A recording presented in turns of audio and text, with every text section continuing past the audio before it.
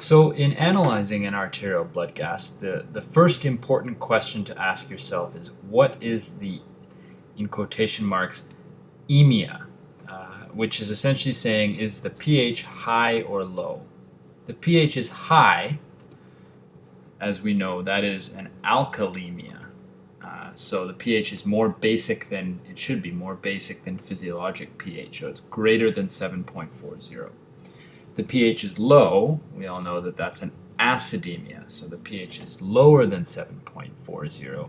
There's a greater concentration of hydrogen ions than there should be. It's more acidic than physiologic pH.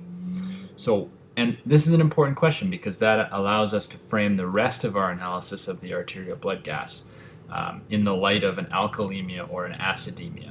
And that becomes important when we start to figure out what the primary process going on is. And that kind of pertains to the next question. The next fundamental question is what is the, in quotation marks, osis? So is it respiratory or is it metabolic?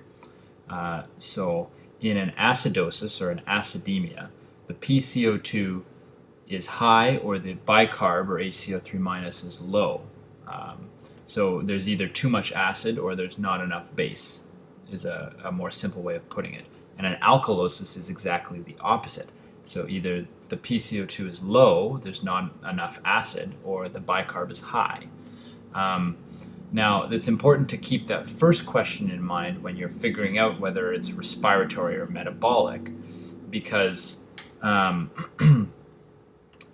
you're not necessarily going to get the other parameter being normal. So if the PCO2 is high, the bicarb could also be high.